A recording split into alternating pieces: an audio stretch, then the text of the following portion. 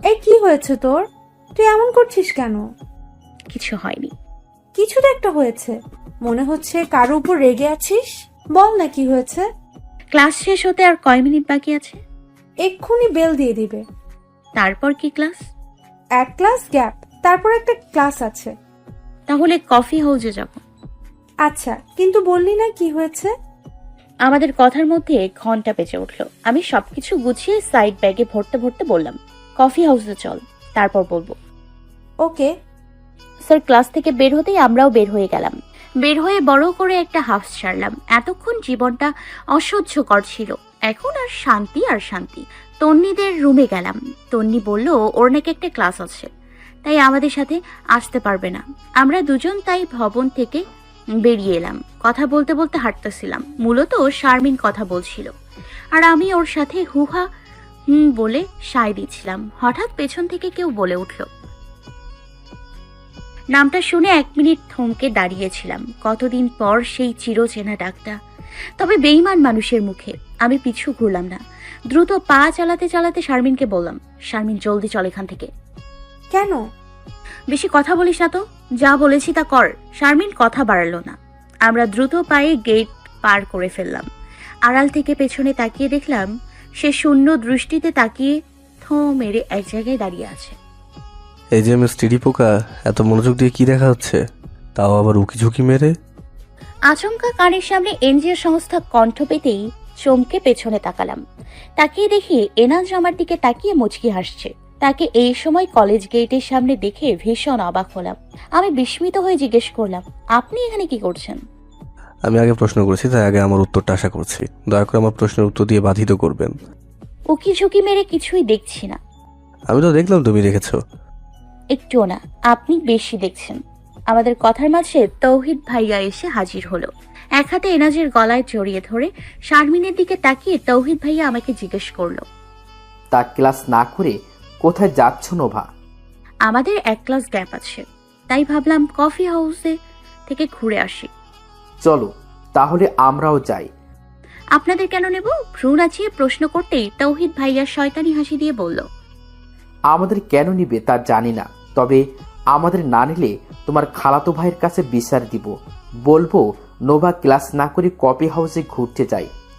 ইস, আমি যেন তায়ং ভাইয়াকে ভয় পাই। বলুন গিয়ে, আমি কি ভয় পেলাম নাকি? আচ্ছা তাই নাকি? তাহলে এখনই বলছি, মোবাইলটা আবার কোথায় রাখলাম? এনাজ মুচকি হেসে তৌহিদ ভাইয়াকে বলল, আরে বুঝিস না কেন, আমাদের নিলে তো ওদের ভাগে কম পড়ে যাবে, তাই নিতে চাইছে না। সমস্যা নেই, চলো আমরাই ট্রিট দেব। আমি মুখ ভেঙচে বললাম, আমরা অত নিচু মন মানসিকতার মানুষ নই। আপনারাই এমন, তাই আপনাদের এমনটা মনে হচ্ছে। তাওহিদ ভাইয়া পকেট থেকে মোবাইল বের করে সত্যি সত্যি তায়াং ভাইকে কল দিল। এখন ভাইয়ার কাছে বিচার দিল। ভাইয়া তো সত্যি বিশ্বাস করে নেবে আর আমাকে আচ্ছা করে ধোলাই দেবে। তাই চট জলদি নরম সুরে তৌহিদ ভাইকে বললাম, ভাইয়া চলেন না, একসাথে কফি খেয়ে আসি। এসব কথা আবার তায়াং ভাইয়াকে জানানোর কি দরকার? আমরাই তো। আপনার ট্রিট দেবেন, আমরা কি মানা করতে পারি বলুন? তাওহিদ ভাইয়া কানের থেকে মোবাইল সরিয়ে কল কেটে দিয়ে ভিলেন টাইপের হাসি দিয়ে বলল, এই তো লাইনে আসছো। এরাজ গলা মিটমিট করে হেসে বলল, তা চলো সবাই। সবাই একসাথে কফি হাউসের দিকে হাঁটতে লাগলাম। এখান থেকে 5 মিনিট হাঁটলেই বিশাল বড় এক কফি শপ। ভেতরে ঢুকে কোনার দিকে এক টেবিলে বসলাম। রাস্তায় এনাজ ও তাওহিদ ভাইয়ার সাথে শারমিনের পরিচয় করে দিলাম। কফি হাউসের ভেতরে কাপলদের জন্য যে দিকটা আছে সেদিকে নিয়ে এলো। ছোট্ট একটা টেবিল আর মুখোমুখি দুটো করে চেয়ার। ভেতরে ডিম লাইটের আলোয় রোমান্টিক একটা পরিবেশ, সাথে মৃদু শব্দে সাউন্ড বক্সের রোমান্টিক গান বাজে। আমাদের বয়ফ্রেন্ড নেই বলে কখনো এদিকটায় আসা হয়নি। সচরাচর বাইরে আসতাম। এদের হাবভাব ভালো ঠেকছে না। এখানে আনার মানে কি? আমি আর শারমিন বসতে চাইলে এনাজ দ্রুত এসে চেয়ার টেনে আমার মুখোমুখি বসে পড়ল। এর কাণ্ড দেখে আমি বেকুবের মতো তার দিকে তাকিয়ে রইলাম। শারমিনকে তাই বাধ্য হয়ে 2 টেবিল পর তাওহিদের সাথে বসতে হলো। এনাজ ওয়েটারকে কফি অর্ডার দিয়ে আমার দিকে তাকালো, তারপর একগালে হেসে বলল, নিশ্চয়ই আমাকে তোমার মুখোমুখি এইভাবে বসতে দেখে অবাক হয়েছো। না হওয়ার মতো তো কোনো কারণ দেখছি না।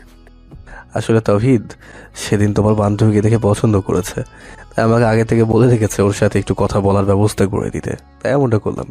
তাছাড়া তোমার সাথে আমার কিছু কথা ছিল। এনাজের দিকে বড় বড় চোখ করে তাকিয়ে রইলাম।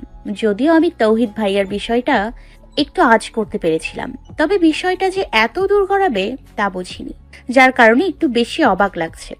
এনাজ একবার মাথার পেছনটা চলকাচ্ছে, বোকা বোকা ফেস করে বলল, আসলে আমি সেদিনের বিষয়টার জন্য লজ্জিত। অ্যাক্সিডেন্টলি যে এমনটা হয়ে যাবে আমি বুঝতে পারিনি। আমি মাথা নিচু করে মিটমিট করে হাসলাম। বেচারা এখন লজ্জা পাচ্ছে।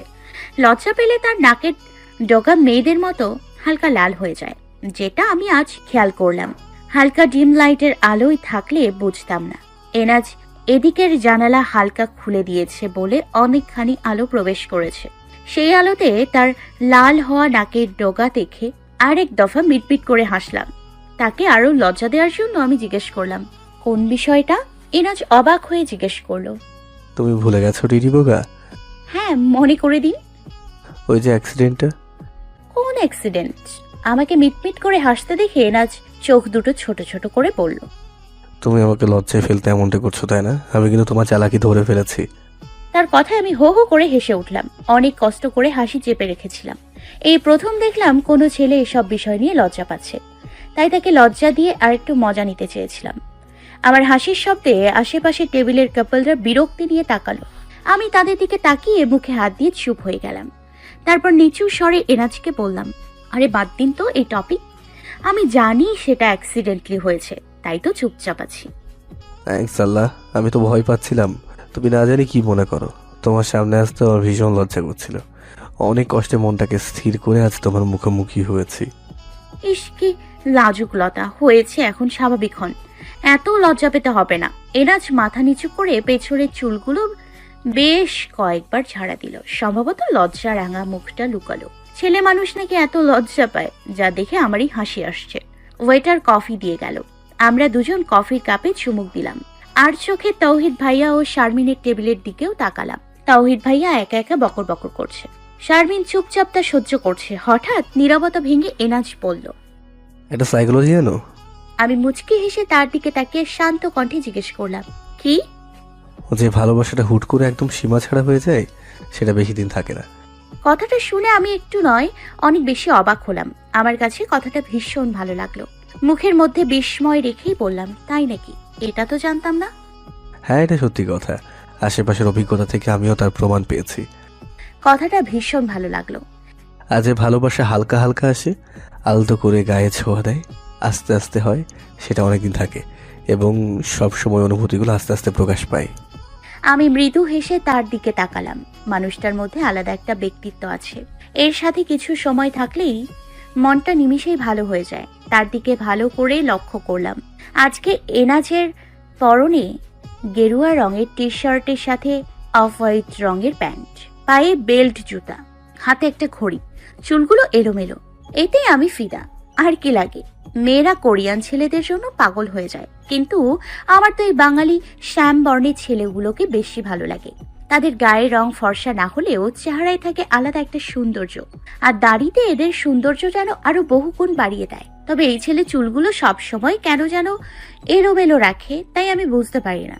মনে মনে ভাবলাম আজ এই প্রশ্নটা করবই, কিন্তু কিভাবে শুরু করব? সে কি না কি ভাবে আমায়। কিছু সময় ইতস্তত করে এদিক সেদিক তাকালাম। তারপর কিছুটা দম নিয়ে বললাম, আপনাকে একটা কথা জিজ্ঞেস করার ছিল। বলো, এর জন্য এত ইতস্তত হওয়ার মতো তো কিছু হয়নি। তো বলতে পারো, আমি কিছু মনে করবো না। আসলে আমি... তুমি নিশ্চয়ই আমার চুলের কথা জিজ্ঞেস করবে। এগুলো সবসময় এলোমেলো থাকে কেন? তার কথা শুনে আমি চোখ দুটো রসগোল্লা করে তার দিকে তাকালাম। সে কি করে বুঝতে পারলো? আমি মুখে অবাকের চিহ্ন রেখে জিজ্ঞেস করলাম, আপনি কি করে বুঝলেন? এনাজ নিচের দিকে তাকিয়ে মুচকি হাসলো। সামনের চুলগুলোকে পেছনের দিকে আঙুল বুলি এক চোখ মেরে বলল, সিক্রেট? কোনো সিক্রেট না। আপনি কি করে বুঝতে পেরেছেন তাই বলেন, নয়তো এই গেলাম আমি। চেয়ার থেকে উঠতে নিলেই সে আমার এক হাত ধরে আটকে ব্যস্ত ভঙ্গিতে বলল, আরে না, কোথাও যেও না, বসো বসো বলছি। ব্ল্যাকমেল ভালোই পারো টিটি পোকা। আপনি কি বলবেন? তুমি বারবার আমার চুলের দিকে তাকাচ্ছিলে, তাই বুঝতে পেরেছি। ও আচ্ছা, আর আমাকে সিক্রেট বলে বোকা বানানো হচ্ছিল। দাঁত বের না করে এখন উত্তর দিন। তারও আমার হাতের দিকে তাকিয়ে বললাম, আমার হাত ছাড়ুন। সরি। এবার বলুন, চুলগুলো সবসময় এমন এলোমেলো থাকে কেন? অগোছালো জীবনে যখন গোছালো মানুষটা পার্মানেন্টলি আমার হবে, তখন তার ছোঁয়ায় আমিও গোছালো হব, সাথে আমার চুলগুলোও ঠিক হবে। তার কথা বলার ভঙ্গি দেখে আমি মিটমিট করে হেসে ভ্রু নাচিয়ে জিজ্ঞেস করলাম, তা আছে নাকি এমন কেউ? থাকলে বলেন, সব ব্যবস্থা করে দিই। অনেকদিন ধরে বিয়ে খাওয়া হয় না, আপনার বিয়েতে কবজি ডুবিয়ে খাবো। সিরিয়াসলি তুমি সব ব্যবস্থা করে দেবে? হ্যাঁ, তাতে এত অবাক হওয়ার কি আছে? ভেবে চিনতে বলছো তো? জি মহাশয়। আচ্ছা, কথাটা মাথায় রেখো, পরে আবার পাল্টি মারবে না তো? আমি ভাব নিয়ে বললাম, নোভা পোল্ট্রি মারার মতো মেয়ে না। কথাটা মনের মধ্যে খোদাই করে লিখে রাখলাম, ভবিষ্যতে কাজে লাগবে। এখন বলেন কেউ আছে কিনা? হ্যাঁ আছে তো। রিয়েলি? তাকে আমি অনেক অনেক ভালোবাসি। ভাবছি চাকরিটা হলে তার পরিবারের কাছে দ্রুত প্রস্তাব দিয়ে তাকে ঘরে তোলার ব্যবস্থা করব। তার কথা শুনেই এক নিমেষেই মনটা খারাপ হয়ে গেল। মনের আকাশে তাকে নিয়ে যতটুকু ভালো লাগা ছেয়ে গিয়েছিল তা ধীরে ধীরে বিষাক্ত রূপ ধারণ করছে। এত খারাপ লাগার তো কোনো কথা নয়। সে দেখতে শুনতে সব দিক দিয়ে মাশাআল্লাহ। তার ভালোবাসার মানুষ থাকতেই পারে স্বাভাবিক, তাই বলে আমার কেন খারাপ লাগবে? আচ্ছা, তাকে ভালো লাগাটা কি ভালোবাসায় পরিণত হয়নি তো? আমি তো তার হাব ভাব, কেয়ার, আমার প্রতি খেয়াল দেখেই ধরে নিয়েছিলাম সে আমাকে পছন্দ করে। এখন মনে হচ্ছে একটু নয়, অনেক বেশি ভেবে ফেলেছি আমি। ভালোই হয়েছে এখন সব জেনে নিয়েছি, নয়তো দ্বিতীয়বার আবার কষ্ট পেতে হতো। আমাকে চুপ করে থাকতে দেখে এনাজ মুখের সামনে তুড়ি বাজিয়ে বলল, এই যে ম্যাডাম, কোথায় হারিয়ে গেলেন? ভেতরটা আমার পুড়ে যাচ্ছে, তাও মুখে হাসি রেখে জিজ্ঞাসা করলাম, কই কোথাও না তো। তা আপনার ভালোবাসার মানুষটা কে তা কি জানতে পারি? এখন বলবো না, তাকে জানিয়ে নি তারপর বলবো। মনে করো এটা সত্যি একটা সিক্রেট। চলুন উঠি। আর একটু সময় থাকি। না, আমার ভালো লাগছে না, আমার ভালো লাগছে না। শুনে উনি ব্যস্ত হয়ে গেলেন। দ্রুত উঠে আমার সামনে এসে জিজ্ঞেস করলো, কি হয়েছে তোমার? তুমি ঠিক আছো তো? শরীর খারাপ লাগছে? ব্যস্ত হবেন না, আমার এমনি ভালো লাগছে না, আমি বাসায় চলে যাব। আমি পৌঁছে দিই? না, আমি চলে যেতে পারবো। আমি দ্রুত পায়ে শারমিনদের টেবিলের সামনে এসে শারমিনকে উদ্দেশ্য করে বললাম, তন্নিকে বলে দিস আমি বাসায় চলে গেছি, ও যেন একাই চলে আসে, আমার ভালো লাগছে না। রায়, আমাকে কিছু বলতে দাও। শ্, কোনো কথা নয়, যা বলার তা তো আগেই বলে দিয়েছেন, এখন আর কিছু বলতে হবে না। আমাকে আরেকদিন ফলো করলে আমি আপনাকে ভাইয়ার হাতে মার খাওয়াবো। ভাইয়া যদি জানে আপনি এখানে এসেছেন তাহলে আপনাকে জানেই মেরে ফেলবে। তাই আমার থেকে দূরত্ব বজায় রাখুন। আমার জীবন থেকে কেউ চলে গেলে তাকে দ্বিতীয়বার ফিরে আসতে দেই না। আপনার মতো বেঈমান মানুষকে তো আরো আগে নয়। আমার সহজ সরল মনের প্রশ্রয় নিয়ে আপনি আমাকে মিথ্যে অপবাদ দিয়েছেন, আমার সাথে বিশ্বাসঘাতকতা করেছেন। আমি কখনো কল্পনায়ও ভাবিনি রোশান আমার সাথে এমন কিছু করবে। আপনাকে ভালোবাসার বিনিময়টা খুব সুন্দর করে ফেরত দিয়েছেন। আমি সত্যি ধন্য এমন একজনকে ভালোবেসে। And now your love is my food. Okay, bye. কথাগুলো বলে ঝড়ের গতিতে দরজা খুলে বাইরে বেরিয়ে গেলাম।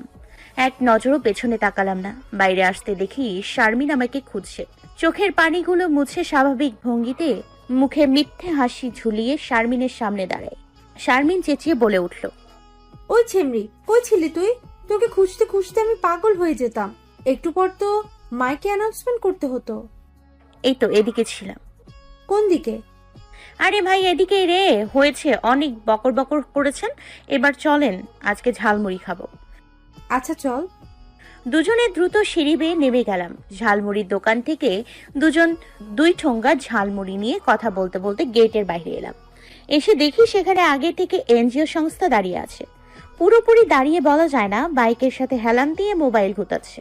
চোখে একটা সানগ্লাস, শার্টের হাতা দুটো ফোল্ড করা, তার বিখ্যাত অগোছালো স্টাইলের চুল, একদম আমার পছন্দের বাঙালি স্টাইল।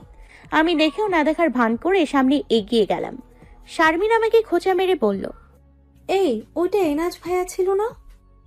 তো কথা বললি না যে? ওনাকে দেখলেই কথা বলতে হবে?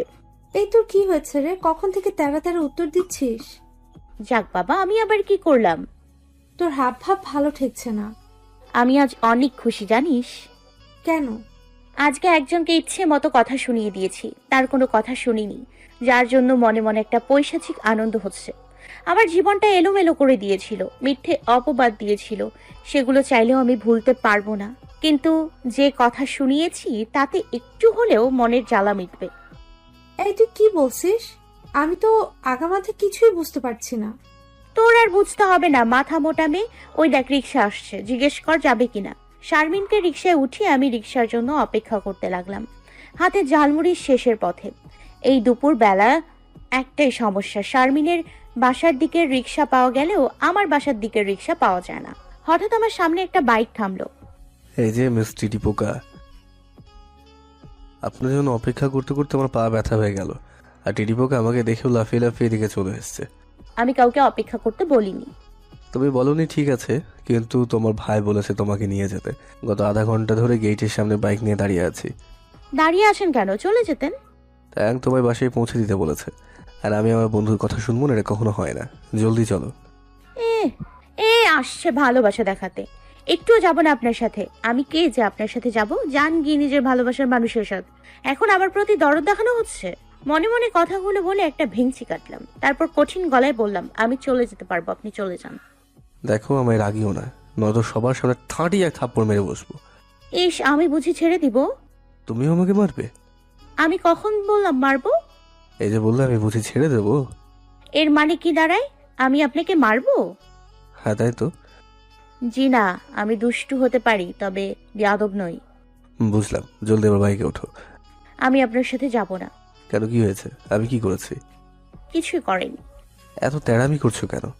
কই না তো। আচ্ছা চলো, তোমায় আইসক্রিম খাওয়াবো। সত্যি? দিন সত্যি। তাহলে যেতে রাজি আছি। আইসক্রিম হলো আমার আরেক দুর্বলতা। আমি যত রাগ করি না কেন, এর কথা বললে আমিও আইসক্রিমের মতো ঠান্ডা হয়ে যাই। আইসক্রিমের লোভে দ্রুত এনার্জির বাইকে উঠে বসলাম। এর সাথে যে আমি কথা বলবো না বলে পণ করেছিলাম, তাও ভুলে গেলাম। আমি তার পেছনে বসে কাঁধে এক হাত রাখতেই সে মুচকি হেসে বাইক চালু করলো। ইফাত রে, তোরে আজকে নুন তেল মরিচ ছাড়া ভর্তা বানাবো।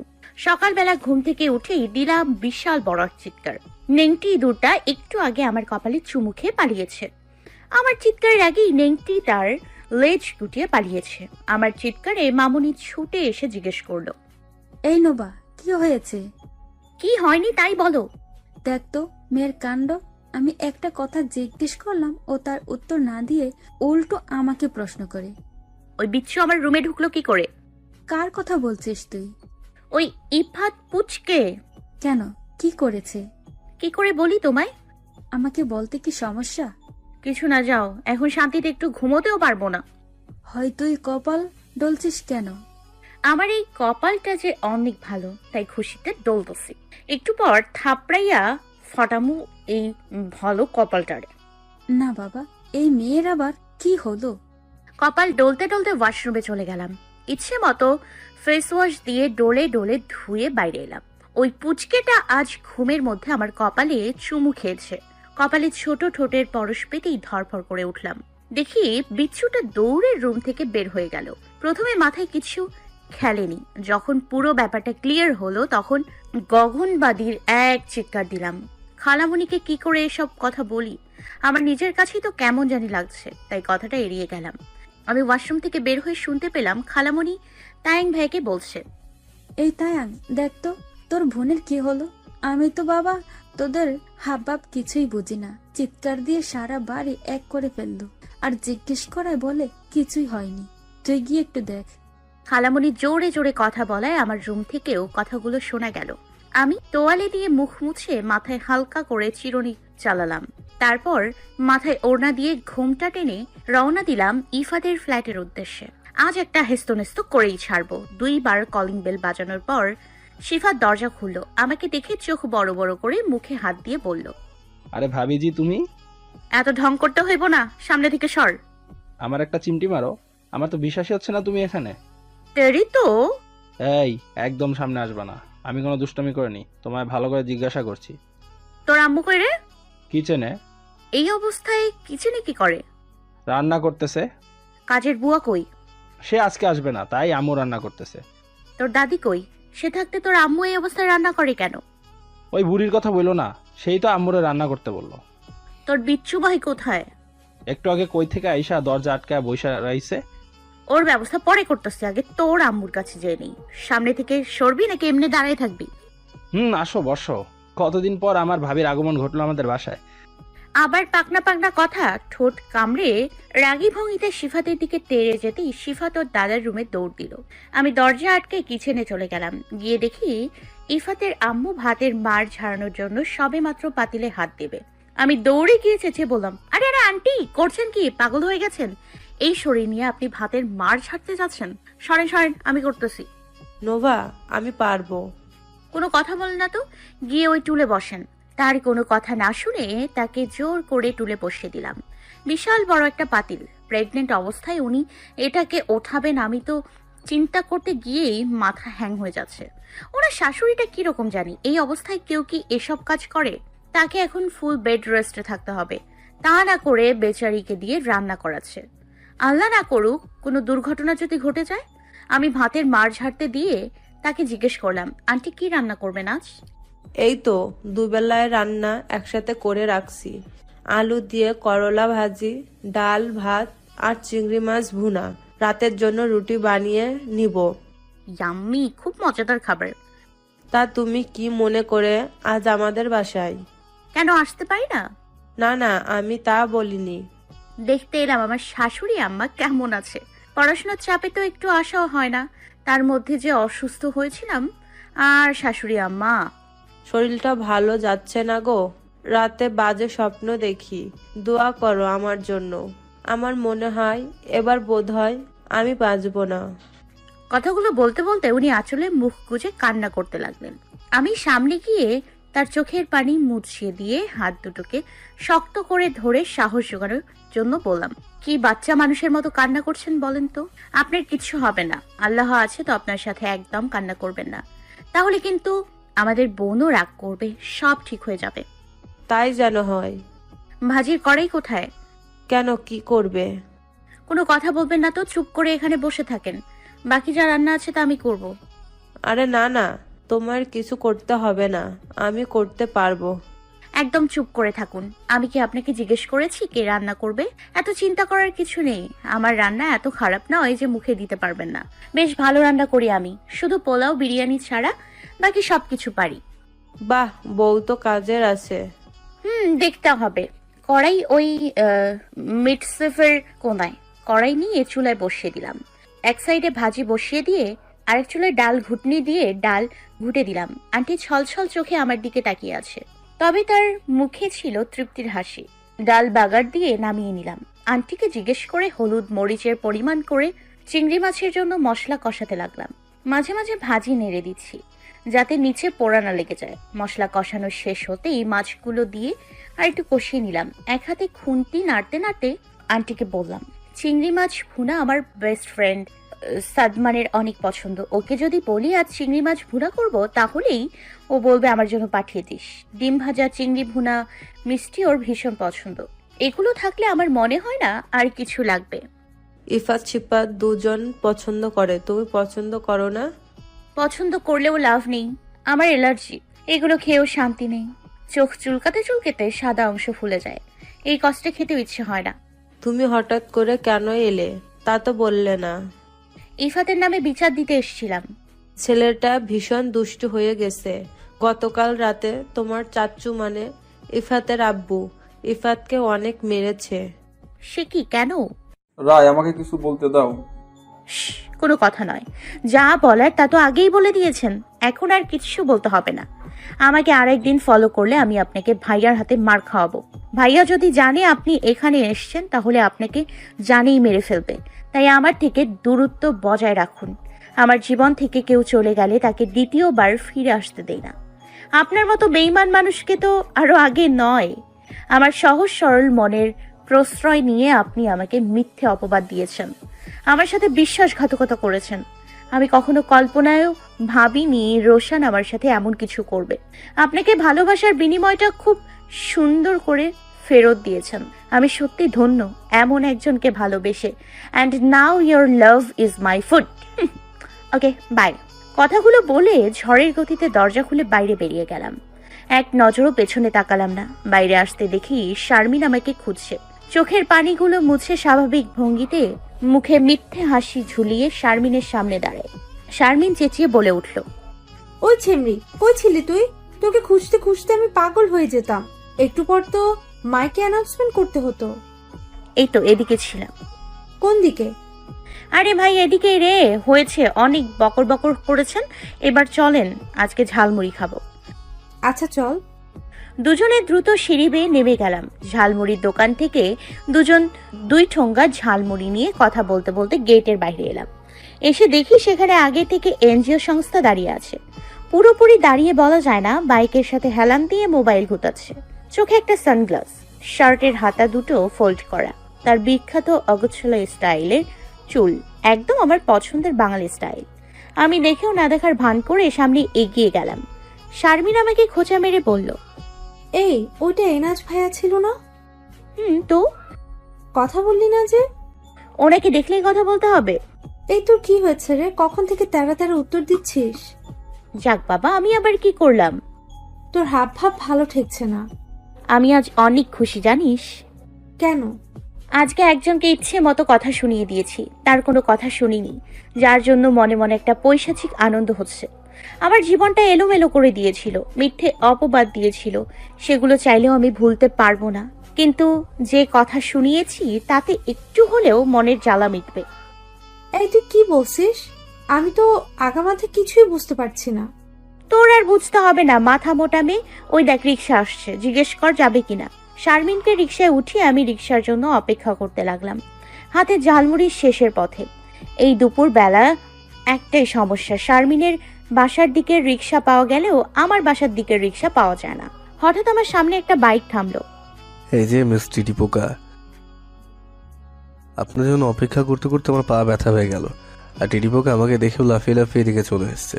আমি কাউকে অপেক্ষা করতে বলিনি। তুমি বলনি ঠিক আছে, কিন্তু তোমার ভাই বলেছে তোমাকে নিয়ে যেতে।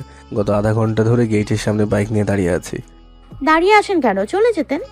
ট্যাং তোমার বাসায় পৌঁছে দিতে বলেছে, আর আমি আমার বন্ধুর কথা শুনবো না, এটা কখনো হয় না। জলদি চলো।